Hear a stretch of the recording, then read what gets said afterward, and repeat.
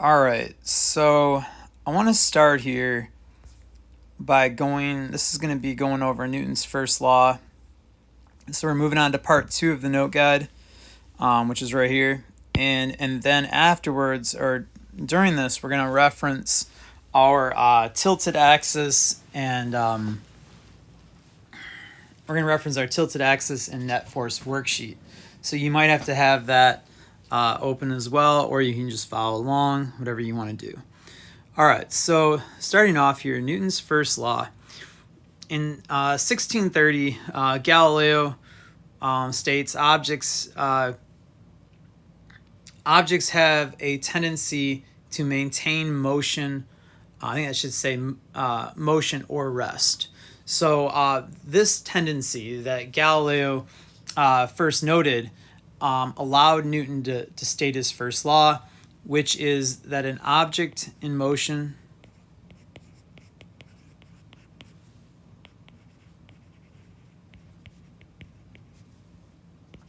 stays in motion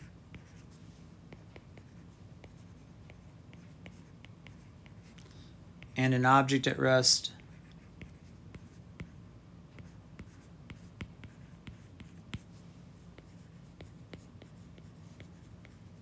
stays at rest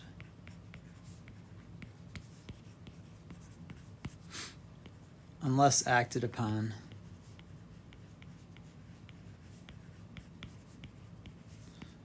by, I'll try and squeeze it in down here, an external force. All right. Notice the word external. This is going to show up when we talk about systems. I don't think it's too important right now. But once again, an object wants to maintain its state of whatever it's doing. So meaning if it's moving, it wants to stay moving. If it's resting, it wants to stay resting. And this is actually an or right there. Okay, so it says, example here, a block on a perfectly smooth surface would slide forever. And it doesn't happen because we know there's a frictional force that stops the block from sliding forever. Okay, let's go ahead. Also notice that, I guess, before we move on, Newton built on the ideas of Galileo. So let's go ahead and move over to the next slide here. Inertia is it is an object's tendency not to accelerate. So this is very similar to what Newton's first law is. So inertia is an object's tendency to keep moving or to stay at rest.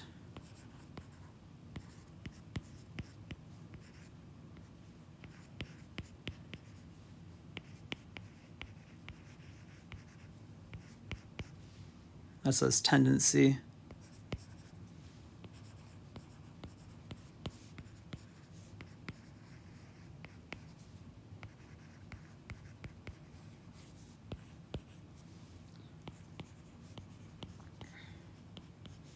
And it makes sense that you can pretty much sum this up to keep moving or to stay at rest by saying that the object doesn't want to accelerate.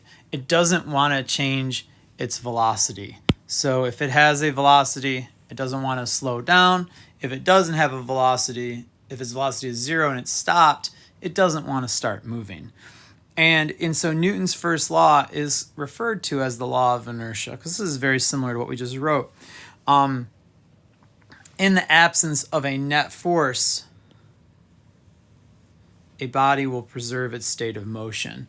So without a force to change whatever it's doing, it's just going to keep on moving or keep on staying still.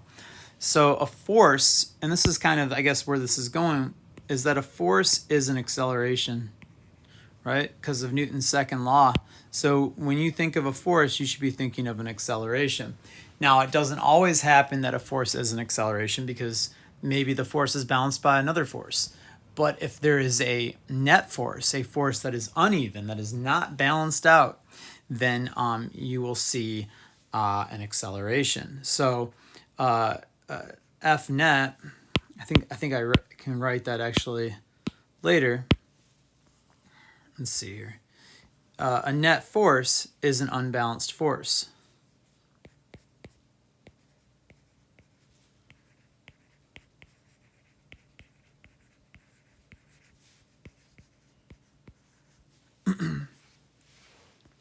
You could say it is the total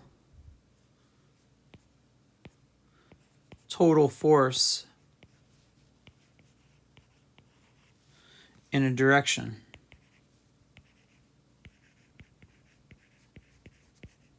A lot of times we like to talk about the net force, say in the x direction or the y direction. All right, we're kind of going out of order here. Let's get this slide before it. Mass is a measure of inertia. A bowling ball experiences less acceleration than a basketball. So it's easier to speed up a basketball than a bowling ball is what I'm saying. So a bowling ball has more inertia, the tendency to stay at rest or to stay moving. So inertia, if you think about the difference between a bowling ball and a basketball, inertia is proportional to mass. The bowling ball is more massive and therefore has more inertia. But inertia is not the same as mass. It just goes along with it. So therefore, mass, which is a measure of matter, right? How many atoms or what an object has, mass is also a measure of inertia. All right. So mass isn't the same as inertia, but we know that a train has a lot of mass.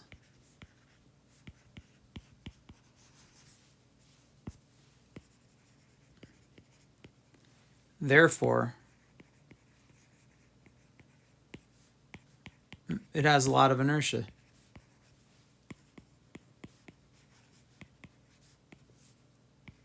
And the reason I bring this up is because it's a great example for inertia. A train doesn't want to stop moving.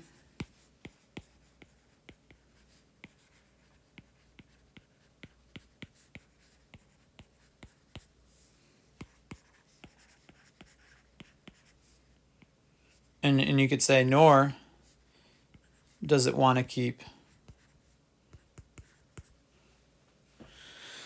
nor does it want to start moving, right? It takes forever to get going. All right. So it doesn't want to stop and doesn't want to start moving. And so we know a train has a lot of inertia. It also has a lot of mass, but the two are not the same, but they are proportional. If you have more mass, you have more inertia. Okay. So a train doesn't want to accelerate, is what we're saying, right? Okay. Net force. An external force. This is on here, but it's kind of getting a little bit ahead. It says a single force that acts on the object due to interaction with the environment. All right, it's kind of like this. External forces are forces from the environment.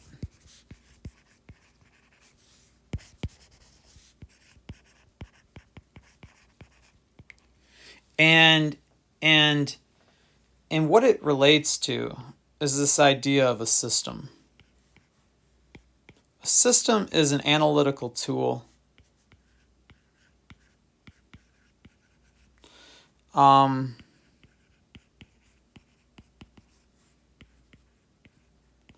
It's an analysis tool, a system. And what I mean by that is anything inside the system is internal. Anything outside the system is external. If it's in the system, it's internal. If it's external, we call it part of the environment.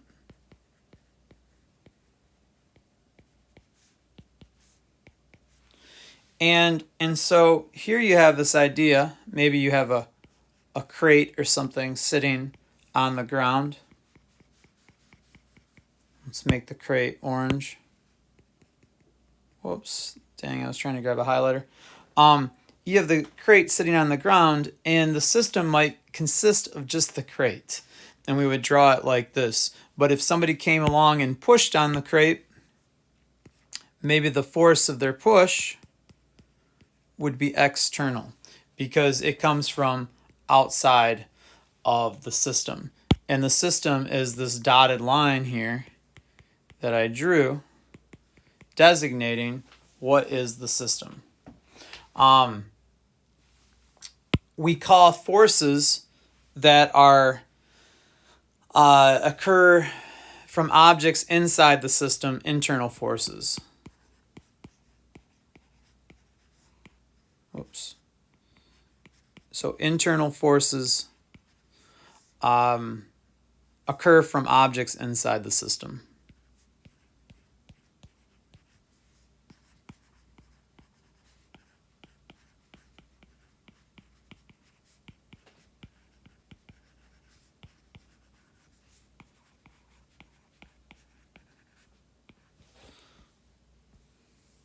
External forces. Let's see if I can highlight this. Go green. External forces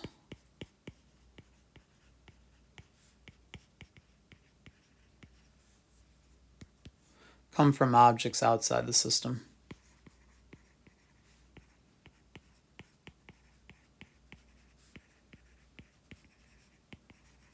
Now, I didn't really want to talk about systems and this idea of external versus internal forces today, but what makes me want to talk about it is the fact that it shows up in Newton's first law. That this word external already is starting to hint at something that is a little bit beyond what is actually, just the, objects don't want to accelerate, right? And you can see it right here, right? In Newton's first law definition, an object in motion stays in motion, object at rest stays at rest, unless acted upon by an external force. And so it's already getting at this idea that there's forces that are external, that are outside of whatever we're studying. And that's why a system is an analytical tool, this yellow box we made, that says we are studying what's inside the system, internal, and things that are not in that are external or in the environment. This actually shows up in chemistry as well. This idea of internal versus external shows up in thermodynamics, maybe in biology or chemistry. I think thermodynamics is in both and in physics too, but I don't cover it. So there you have it. We'll come back to this idea of systems. It's super important in science in general. And so it's already showing up here. All right, before we move on, it says the net force of an object is zero means that the object is in equilibrium. All right, this is a key idea. And let's see here. Let's go with red. The net force of an object is zero means that the object is in equilibrium. So equilibrium is this state where the acceleration is zero. Let me come back to that. What two kinds of objects have a net force of zero? Okay, let's write this in first, and then we'll take a look at net forces. So let's think about this. If something has a net force of zero, that means that all the forces on it balance out. So if an object is just stationary, so it's stopped, right?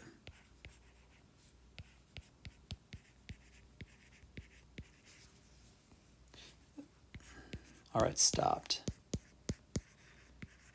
That would be one example of an object that has a net force of zero. Another example, and this one's not as obvious, is an object moving at a constant speed.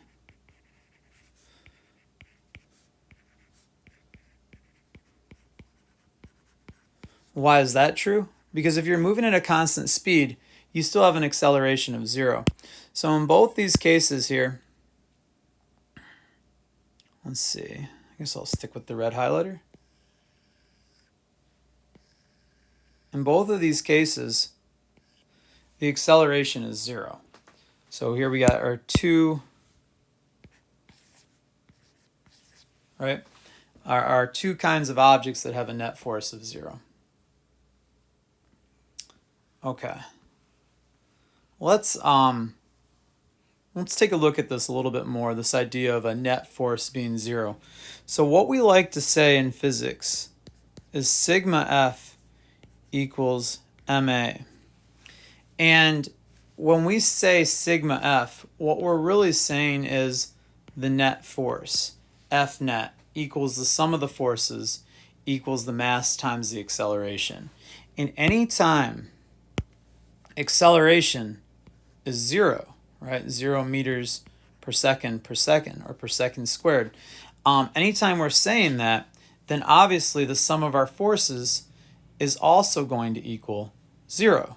So we can rewrite this then as F net is equal to sigma F, which it still is, right? The sum of the forces is the net force. You add up all the forces and what's left over, sometimes you have a net force, sometimes you don't, is going to equal 0. All right, so this describes an object in equilibrium, is what we described right here. Now, if you remember from the last chapter, we said that we could work with the x direction and y direction independently. And it's also true of forces. So what I'm saying here is if an object is in equilibrium, let's see where I can write this, then sigma Fx, I can't write, sigma Fx is equal to 0. And sigma Fy is equal to 0. And so this is true because we would be saying then that the acceleration in the x direction is, so for the first one, because ax is equal to 0. See how we're dividing things up into x and y direction? And it's very similar to what we looked at last chapter. And we're working with them independently. So the reason why we split it up like this is because you could have a acceleration in the y direction of 0, but still have an acceleration in the x direction that has a value, maybe of 20 meters per second squared or 2 meters per second squared or something like that. We see this to be the case. A lot of times with our projectiles in the last chapter, we had an object that was in equilibrium in the x direction, you could say, because there was no net force, right, left or right, but in the y direction was not in equilibrium because there was a constant negative force downwards, or the constant force downwards of 9.81 meters per second squared due to forced gravity. All right, so this is kind of linking to the last chapter, and hopefully this is making sense.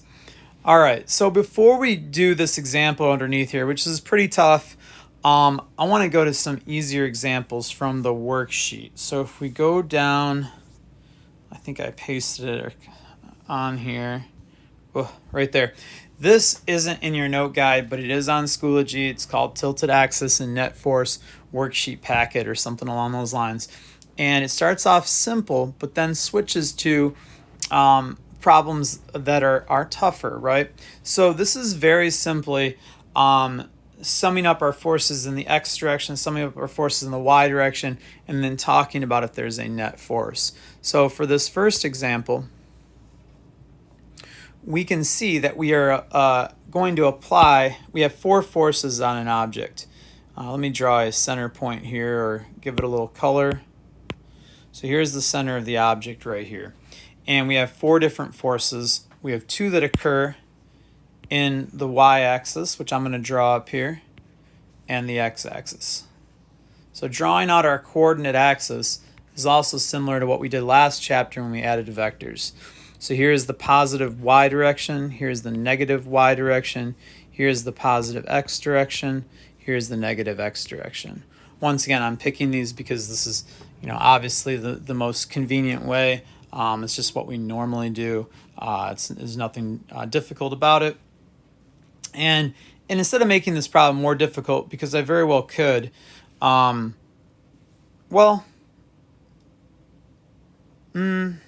yeah, I'm gonna keep it simple.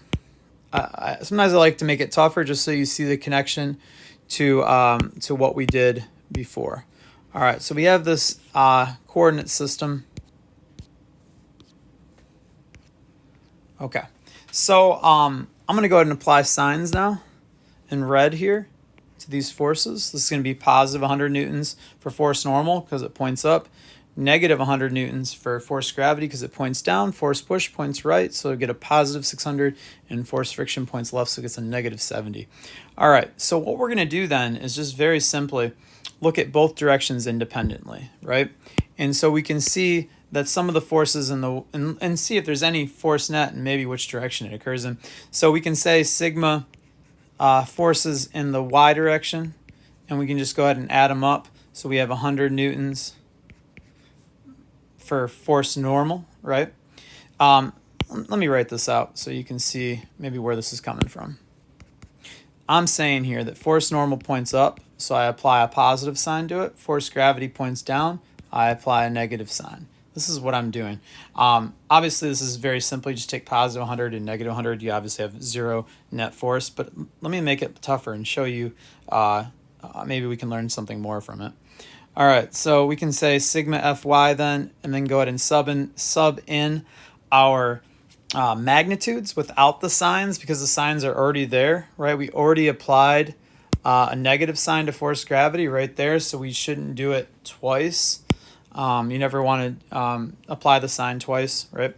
Okay, so here we have 100 newtons then minus 100 newtons, which is equal to what we expected, which is just 0. So in the y direction, there is no net force. But in the x direction, right, and this is, we can see that we have a force of 600 newtons to the right and a force of negative 70 to the left. 600 minus 70 is 530. But I'm going to slow down and take a look at that again and show you why it's 530. So once again, I'm going to sigma Fx is equal to, really what I'm doing here is I'm saying, instead of saying max, really what I'm doing is I'm saying F net. Let me see here. I'm saying sigma Fy, or really it's going to look a little different. Really I'm saying this. Force net is equal to sigma Fy. Right, that's what I did right there. So I'm going to say the same thing up here. Force net is equal to sigma Fx. And by saying this, we're finding the force net. Well, actually, this would be force net in the y direction and force net in the x direction. I gotta be careful there because they are two different force nets. You might say, well, what if you had a y force net and an x force net? Well, then you could combine them using Pythagorean's theorem and get a force net just in some other direction. All right, so we have force net in the x direction then is equal to sigma Fx. What are my two forces? Well, if I look down here, push points right, force push, force friction points left. So I can go ahead and say force push minus force friction, right? And so then I can go ahead and plug in my values. Notice I already applied the sign. So I'm not going to apply it twice. So 600 already has the positive sign and friction already has the negative sign. So let's go ahead and just put the 600 and the 70 in now because the signs are already there.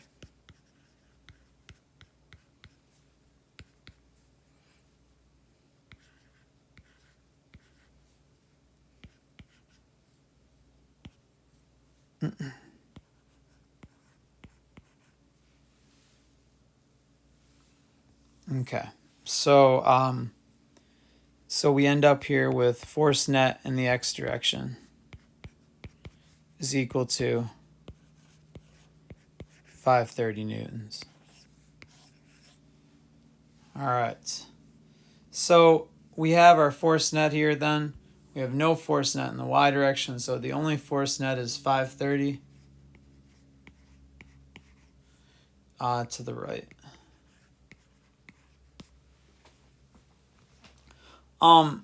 Yeah, I think I like this. I know it. I know we're making it. I'm making it tougher right now for you, meaning you could have just did the math really simply and said 600 minus 70. But really, the reason I'm doing it the tougher way is because we're trying to learn how to do this for harder problems. These easy problems, you know, from maybe being in this class, the problems don't stay that easy, and so we're really focusing on technique here, and and that's what I want you to be learning. So, I think the best way to think of this then is probably to maybe when you work these through, really just hold off on the signs, right, until you apply them as you put them into Newton's second law. So that's the way we'll do it for more complicated problems. So notice how even if I didn't put the signs down early on these numbers, that when I put the words in here, I gave, let me see, let me get a color. I gave force friction this negative sign, and I gave force push this positive sign, and then that carried down to down here, and it accomplished the same thing. So really, that's what I do on a tougher problem. I won't write the signs in right away. I'll wait till I write Newton's second law or sum of the forces or sigma F net, something like that, and apply the signs there. But these ones are pretty simple, and you can, you know, if you can just do this in your head really quick, that's fine. But I'm trying to show you something more, and that's why I'm showing you this and not just being like, oh yeah, 600 minus 70, easy. No, it's going to be a little tougher than that. Okay. All right, so let's move down here to I think actually what I want to do is maybe just show you right off the bat the toughest problem I can. Now, I designed this worksheet, I wrote it to try and scale up the difficulty, meaning to start with problems that and kind of just like ramp up and get harder as it goes. But let me show you. Let's go back to the note guide and tackle that problem we left there. And because this problem is about as tough as it's going to get, maybe not completely as tough, but it's a pretty good example of what we're dealing with here. And so if you can follow me through this one, then the other problems aren't going to be that bad, is what I'm trying to say. All right, so this problem says Derek leaves a book on a table that is inclined at a 35-degree angle. So I'm just going to draw the top of the table like this. And I'm going to draw this textbook right here. I'm trying to draw a book. Oh, geez Louise. I got to reset the size of that eraser because if it's too large, then that happens. All right, so we got some book on a table, and I'm probably going to run out of room here because I don't think I'm being too careful. All right, and here's our this is just our horizontal that we're making the angle relative to. I think I accidentally turned the eraser on. Hold on, let me redo that. Okay. All right, so this is the angle, 35 degrees. And we'll call this theta.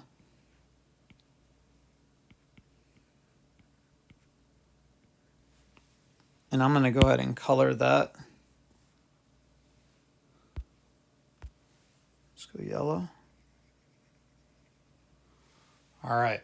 So we have something like this, right? This book is just sitting here on the table, and we tip the table, so we think the book's going to slide off, but maybe it's not. Maybe it's just going to sit there, or maybe it will slide off, and maybe it'll speed up. All these things could happen, right? And they tell us that given that the force gravity on the book is equal to 22 newtons and force friction, okay. So when we get a problem like this, right, there are steps, right? There's a method.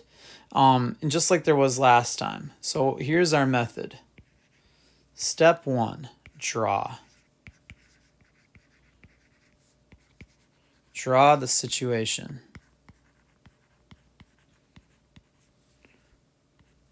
And this means a free body diagram.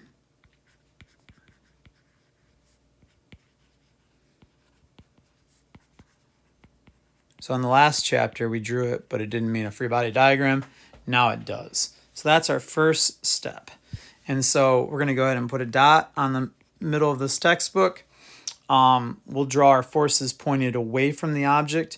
And it says, given that the force gravity in the book is equal to 22 newtons. All right, force gravity is going to be blue.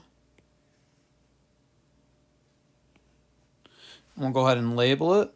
I'm going to label this. Let's see. How do I want to label this? I'm going to label it over here. And that's going to be on purpose, and you're going to see why here in a second. So try and label it in the exact same spot. All right. Given that force gravity in the book is equal to 22 newtons and friction is 11. Now the book wants to slide down the table, right? We all know that. We might be like, because of gravity, right? Even though gravity points down, the book wants to go right, and we know that. But friction doesn't want the book to slide. So let's go ahead and make a force pointed up the table, which is going to resist this sliding, and we're going to call it force friction. Now, there's actually a couple different types of friction. There's static and kinetic. Static means the book isn't moving, and kinetic means the book is moving. We're not too worried about that right now, so we're just going to go ahead and write this as 18 newtons. All right. And then it says, or 11 newtons. Jeez. All right, so we're good there. And the force table on the book, which is what we like to call force normal, is 18 newtons. So I'm going to go ahead and just call it force normal, make it purple. And this is going to, if it's normal, it's going to point 90 degrees to the surface. This is not going to point straight up. And that is important to understand. Sometimes students always want to think force normal points straight up. Yeah, force normal points straight up. Like here, if the book is just sitting here on a table, and there's the only two forces on it are Fg and Fn, right? Yeah, then force normal points straight up, and it's equal to Fg. But in this case, force normal does not point straight up because this is the direction right here that is 90 degrees, right? This is 90 degrees, so it points up and right instead. And because normal means 90 degrees, normal means perpendicular. So force normal is going to point perpendicular, and it's not going to equal gravity. And what is it going to equal compared to gravity? That's a great question. Force normal is going to be smaller than gravity. I'll write that down. So here, in this example, Fn down here equals force gravity. In this example up here, Fn is going to be less than force gravity. All right, so that's what's happening there. All right, so here we go. We got three forces, and that's it. There's no force making the object slide down the table. And you might say that's ridiculous. There has to be a force making the object slide down the table. Everybody knows that. This book is going to slide off the table. All right, you're right, but at the same time, you're wrong if you think that you have to draw more forces than these three. So let's talk about how the book slides off the table, because there definitely is a force pointing down the table that is either wanting to cause the book to accelerate or is trying to cause the book to accelerate, meaning it might only equal 11 newtons and balance out the frictional force. It might be greater than 11 newtons and cause the book to slide off the table or to speed up as it goes off the table. Or maybe it's equal to 11 newtons and it's causing the book to move with a constant velocity. We don't know enough about the situation here, but we definitely know more than what we have here. So these are the three forces that make up the free body diagram, and we are done with this step. All right, but this is not getting us any closer to solving the problem. So we have to then pick step 2 is pick a coordinate system.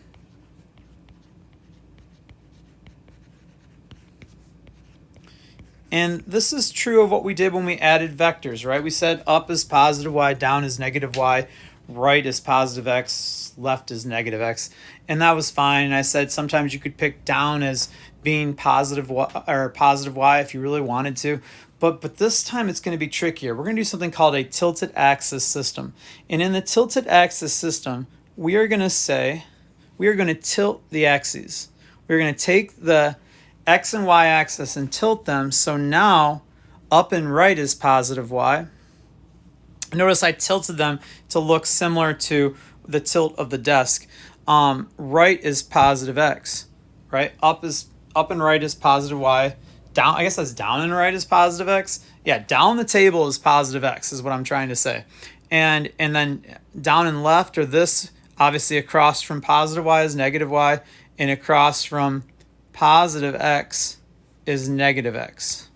Sorry, my Fn is less than Fg is getting in the way.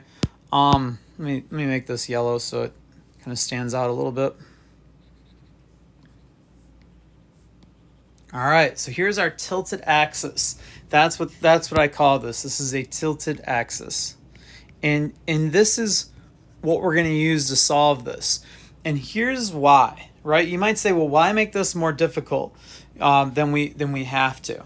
Here's what the problem is. We, in our last problem, let's go back to it real quick. It's somewhere down here. Jeez Louise. All right. Here, we had 4 forces. They were easy to compare because two of them pointed in the positive y direction, and 2 of them pointed in the negative, or sorry, 2 of them pointed in the y direction, positive and negative. 2 of them pointed in the x direction, positive and negative. And this is why this was an easy problem to solve. And you were just like, oh yeah, 530 right, easy. And I was like, well, it's gonna be a little tougher than that eventually. All right, well now it's getting tougher. So what I'm saying is, because it's not easy like this, right? This time, let's go back up and look at what I mean by that.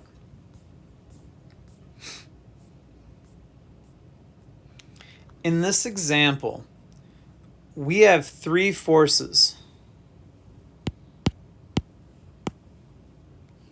One that points down, which would be easy to work with, but this one points in 2 directions, up and right, and that's obnoxious, right? And you might say, well, let's divide it up and do an up and a right. Okay, we could do that. But this one points up and left, and you're like, well, let's divide that into an up and left. Well, if you divide both those formulas up and split them into their components, you have to then know the angles, and that gets difficult. So I'm saying there's an easier way to work with than to divide those two. I'm saying there's a way you can do it where you only have to divide one. I'm saying that maybe force normal and force friction are actually pointed in the directions we want if we tilt the axis like this. And the one that's the oddball, right, the one that's sticking out that isn't doing what we want, is force gravity. So if we can just make force gravity look like force normal and force friction, then everything will be okay, and we can use this tilted axis system just fine. So let's go ahead and do that. So what I'm saying then is a piece of force gravity points in the new y, and it points that way. It opposes force normal, and a piece of force gravity points down the incline. And that's what causes the book to slide off the table. Okay, that should make a lot of sense and make people happy because they're like, yeah, I knew the book was going to go off the table. And you're like, yep, that's why. All right, so there, because what we have is there's a 90-degree angle there because what we have really are two components, right? This force gravity points in the FGX direction, the new X, and this force gravity points in the new Y direction. So notice by doing this, we've set up a right triangle. And here is our right angle right there, right? And therefore, we have some SOHCAHTOA opportunities happening here. Now, something to realize, and if you can look at the geometry of this if you want on your spare time, but you can just take my word for it right now, is that well, maybe you don't want to. Maybe I'll go through it right now and just explain it one time. Let's say here's what I'm arguing. Let me do this first. This angle right here is theta. This angle right here is 35 degrees. And the way you can see that, if I can make this clear, let me see, is that this pink triangle right here, I'm ruining my whole triangle, or my whole drawing for this. This pink triangle has a 35-degree angle, a 90-degree angle, and this angle right here, which is going to be 55, right? 55. It's the complement. It looks like 550. It's the complement. Let me see if I can erase this. It's the complement of 35. And my point is, if that's 55 and it's the complement of 35, and this is a 90-degree angle, then the 35 has to be there. All right, that's what I'm saying. So let me see if I can undo some of that.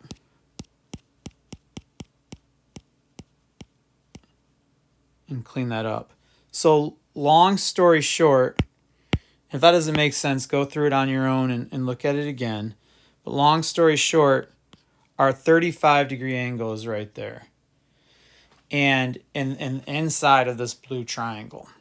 All right, and that's going to be huge for us because now you can see we have a right triangle. This is the hip, FG. Across from theta is FGX, which is the op. Ooh, it's weird. FGX is the op, right? It doesn't always happen that way. Usually FGX is the adjacent, but not in this case, right? Not because of that weird angle. All right, and FGY is the adjacent. All right, so now what we're saying here is we can solve for FGX and FGY and then calculate the net force. Here's the reason. Let me do a redraw step. This is something I don't make kids do, but other physics teachers do, and I think it's really smart, and I like it. I just have never traditionally done it. So if you like this, then go ahead and do this on your homework problems, and it's a good method. I like it. It's just not the way I've always done it, but I see the logic behind it. So let me just do a redraw. All right, so if we're adding more steps here to the method, as I'm running out of room here, I guess a step 3, let me go ahead and write it down here. A step 3 would be, after you pick a coordinate system, is to resolve FG into components. Because I'm assuming you're picking a tilted axis.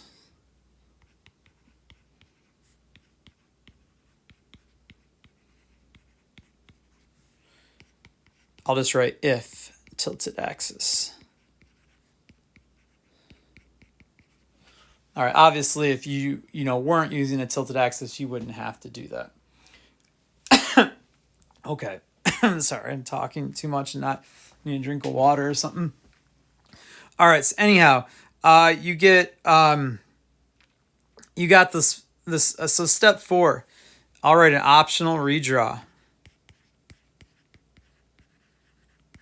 Well, I don't know if it should be step 4 per se. Yeah, I'll put it right here. But it could be a different step. So I'll just write number question mark.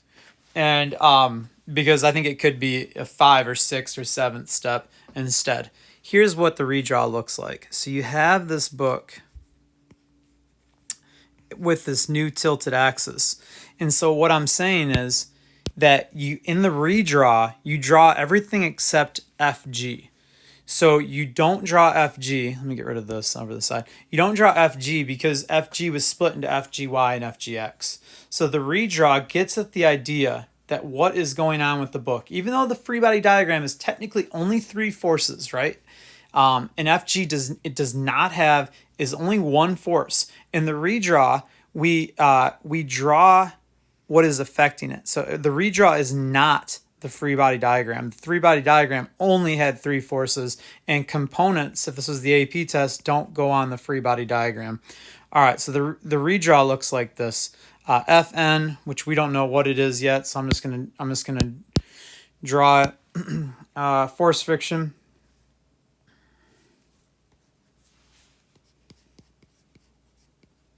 Which I'll go ahead and write 11 newtons. And then our FGX down the ramp.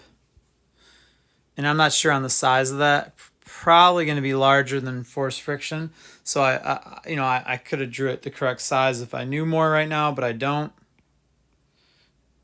And I'm guessing that FGY will equal force normal. Here's why. The book isn't... Y looks like an X a little bit. The book isn't going to accelerate into the table. It's not going to speed up literally downward, down and left into the table. The book isn't going to speed up and right into the air. So I'm thinking that Fn is going to equal Fg of y. I know for a fact it's going to. All right, but in the redraw, we can see how the forces are going to act in the new tilted axis. All right, so let's go back to this and solve for FGX and FGY.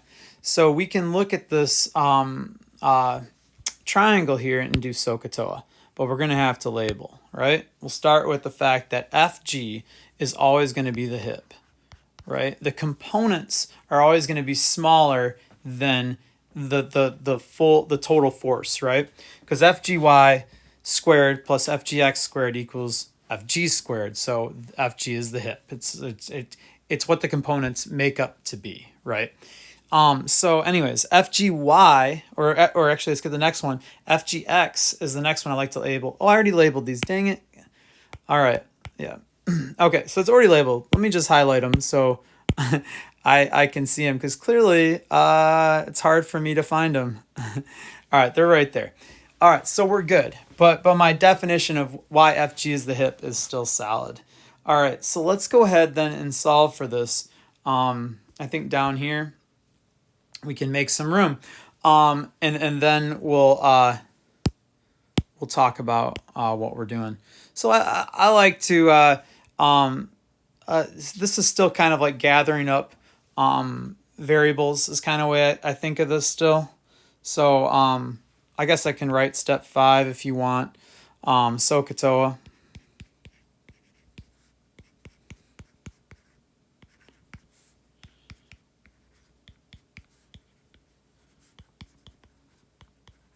All right, so I think FG of X was an opposite, so I'll start there. So with an opposite, I'm saying sine theta equals op over hip. Sine, I think our angle was 35, is equal to the opposite, which is FGX over the hip, which is FG. I think we can do a little better than that. Sine 35 is equal to FGX. FG, I think they tell us, is that force gravity on the book is 22 newtons. So we can say that this is 22 newtons. Multiply both sides by 22 newtons. We get Fg of X is equal to 22 newtons times the sine of 35 degrees. Fg of X then is equal to, I don't know if I have my calculator here. Give me 1 second to go find it.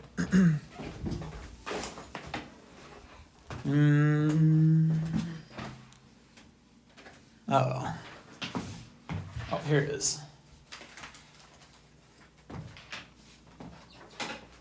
Okay, so 22 sine 35. Let's see here. It's going to equal 12.619. So I'll just go 12.62. And this is going to be not degrees, newtons. Jeez, we're in degrees. And then we do the same thing to find FGY.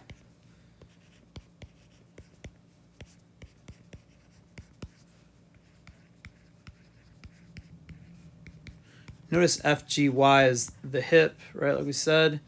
And this is FG. So I'm going to go ahead, just showing every step possible. I know I tend to go a little overboard, but it's okay. It's okay when you're learning. So we're going to end up multiplying both sides by 22. Fg of y is equal to 22 newtons times the cos of 35. So this will be the larger one. Cos does better with the smaller angles. I'm getting 18.02.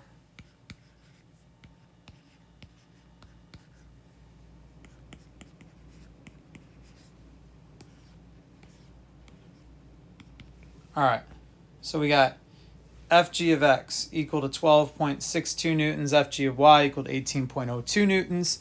And if you want, you can, write that in up. Where should we write it at? I'm gonna write it on the new one right here on the redraw. If you write it up, maybe I'll write it on both, just because.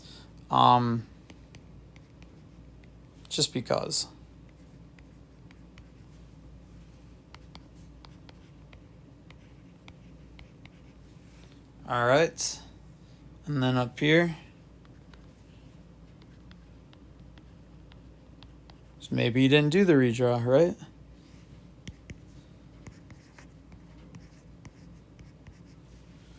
Okay.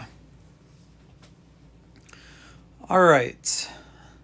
And this is kind of weird, right? Because even though the smaller angle, the vertical component got cosine that time and is the larger part or force, right? But it should make sense that the 18.02 is vertical, because if you only tip the table slightly to 35 degrees, then it makes sense that the vertical component is still larger. Whereas if you tipped it to a huge angle, like 80 degrees, then it would make sense that the incline or down the table part would be larger. I think that should make sense to you. Why? If not, then that's something maybe you'll notice later as you work these problems out. All right. Okay, so what's our next step? Well, if you think back to what we did last time in the last problem, right, is that we wrote Newton's second law. We sigma, and it's kind of what I did. I wrote F net equals sigma F, right? And so what I was really doing there, and I'm going to write this as step 6, is Newton's second law.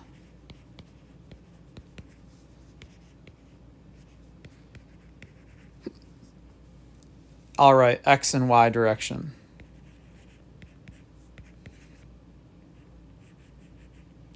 And this is a little bit like pick a direction to work in.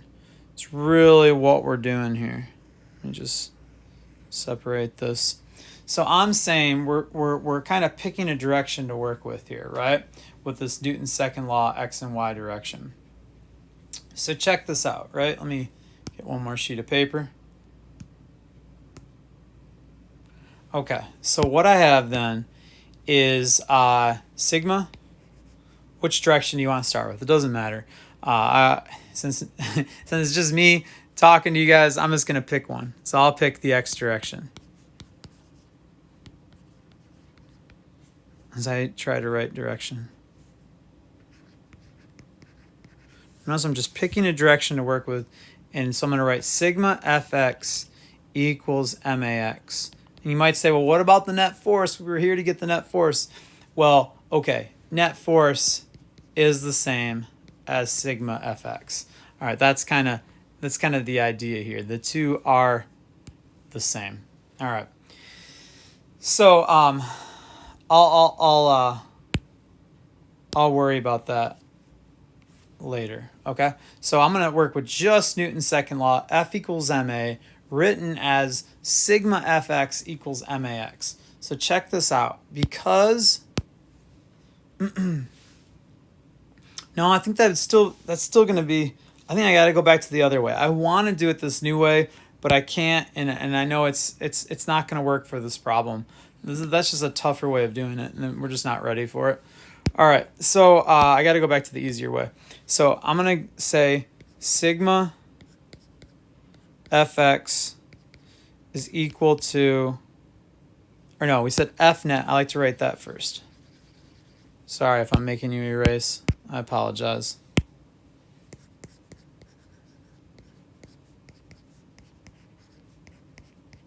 And we're going in the x direction. So sigma f net x equals, or f net x equals sigma fx. All right, that's what we're doing. And so we're saying the force net in the x direction is equal to, well, let's go back up and look. What were our positive x forces? Well, up, positive x is down the incline, right? According to this tilted axis, is down the table. So our down the table force was FGX. And our negative force then is force friction. So I'm going to say then, I'm going to say FGX minus force friction. Notice how I'm applying the signs right there. Okay, so they don't get to apply them again. All right, F net x then is equal to FGX, which we said is, I think, 12.62.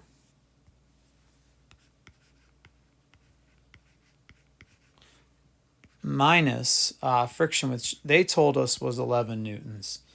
Do the math here. It's very simple. We could have did it in our heads. I understand that. But we're learning method here. We're learning technique. It's not just about getting the right answer. All right. And there we have it. There's our net force in the x direction. But what about the y direction? Maybe there's a net force in the y direction. Even though we know that there's not going to be, we still might have to show our work for the problem. Let's go ahead and do it. So in the y direction, we can say F net y is equal to sigma Fy. All right. F net y then. Well, our positive y force was force normal. Our negative y force was not Fg, but it was Fgy. All right, and I can go back and show you that in a second here. You can see we have force normal pointing up and right and Fgy pointing down and left, and they are our y forces. Okay. So we don't know what force normal is, or do they tell us? I don't think they tell us, do they? Force table on the book is 18 newtons. Okay. And that was force normal. So we did know that. Did we label it? I don't think I labeled it. I was just being, sorry about that. Let's label that. They told us that. I think the thing is, usually they don't in problems, so I wasn't ready for that. All right, so anyways, all right, so that's what it is. We can now see F net y is equal to force normal, which is 18 newtons. And here, Fgy, we said, was 18.02. That is not enough of a difference. That is due to error. That is due to calculations. That is due to something. So sig figs, you name it. So we're just going to consider that 18 newtons. If that 0.2 really bothers you that much, then I will go back and rewrite the problem and call force normal 18.02. All right, so really it's this. And it gets at the point that force net in the y direction is equal to 0 newtons. All right, so what is the net force on the book then? It is 1.62 newtons down, and I like to specify a direction, down the table. Or you could say off of the table. Or you could say something like that. You could say in the positive tilted axis x direction. I don't know. But yeah, that's what you're getting at. Down the table. I like to describe it as how it relates to just real life. What would you see? The book would be sliding off at 1.62 newtons off of the table, right? And that's it. Draw the free body diagram, find the net force action on the box. We did both parts. Okay, so in retrospect, the last step was Newton's second law, x and y direction. That's kind of what we did. It's kind of not quite what we did, but it was summing our forces, right? And that's really the idea. So I'll just write that down. Summing forces. All right, and that's all we really did there for our sixth step. So coming back to this, what we learned here with this is something called the tilted axis system, and then we also learned a method to solve the problem. So with a tilted axis system, please practice please practice drawing this 35-degree angle in your FG components. This is the hardest thing when I learned this. When I learned this is the hardest thing was drawing these components. It is weird, it is different, it takes practice, and then knowing where that angle goes. Then make sure you understand the method, right? So method, draw the situation, free body diagram, pick a coordinate system. In our case, we use tilted axis, resolve FG into components if tilted axis, which is what you want to do. Optional redraw, if you like, SOHCAHTOA, FGX, FGY, 6 Newton's second law, x and y direction summing forces. All right, so that's it. Hopefully it's making sense. And yeah, sorry such a long example, but hopefully it makes sense, and we'll get to do some practice in class. All right, have a good day.